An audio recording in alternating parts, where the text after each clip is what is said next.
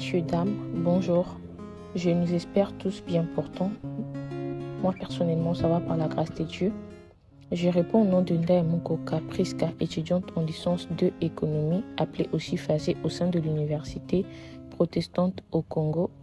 Alors, je fais cette vidéo pour vous parler de la gestion des ressources humaines, la GRH. Sans plus tarder, on va définir qu'est-ce que c'est la gestion des ressources humaines. Imaginez que l'entreprise est un moteur, les machines sont le métal, mais l'humain est l'énergie qui fait tout tourner. La GRH, c'est l'art de recruter, de former et de garder cette énergie. Selon Patrice Roussel, la GRH est un ensemble de pratiques de gestion visant à influencer le comportement des salariés par leur motivation et leur implication. D'où l'on va se poser des questions. Comment la gestion des ressources humaines fonctionne concrètement dans une organisation et comment une entreprise gère ses ressources dans la pratique.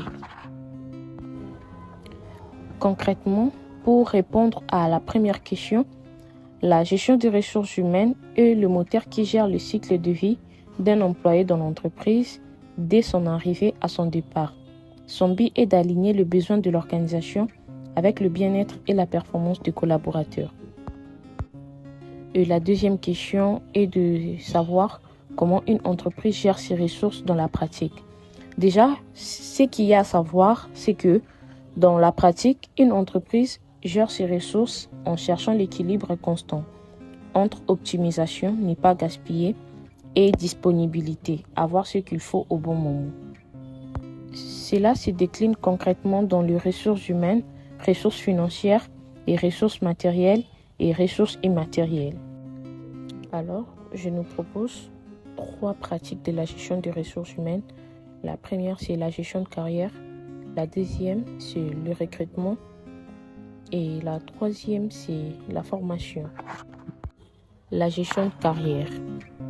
Imaginez que la gestion de carrière est comme une échelle que l'entreprise et l'employé grimpent ensemble. En d'autres manières, on peut dire que la gestion de carrière, c'est l'art de s'assurer qu'une personne ne reste pas bloquée au même endroit si elle a envie et la capacité de monter. Le recrutement. Le recrutement est l'étape cruciale où l'entreprise cherche, attire et sélectionne la personne idéale pour occuper un poste vacant. À quoi il sert?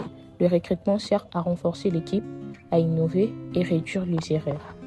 Ensuite, en troisième lieu, nous avons la formation. La formation est l'ensemble des actions d'apprentissage pour maintenir ou augmenter les compétences des salariés. Son importance, elle sert à pouvoir adapter l'équipe aux nouvelles technologies, à améliorer la productivité et préparer les évolutions de carrière.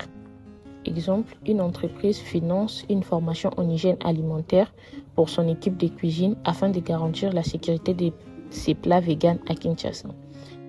Et cette formation se fait de différentes manières, en présentiel, e-learning, mentorat, etc.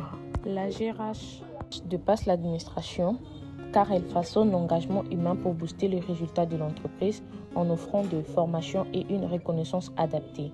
La GRH booste la motivation intrinsèque des salariés. Cette implication améliore directement leurs performances individuelles, ce qui assure la rentabilité globale du projet. Enfin, une gestion saine oriente le comportement des employés vers une culture d'équipe soudée et professionnelle. Pour conclure, la GRH, c'est l'art de transformer des individus en une équipe, car au-delà des chiffres, une entreprise n'est rien d'autre qu'une aventure humaine où chaque talent compte.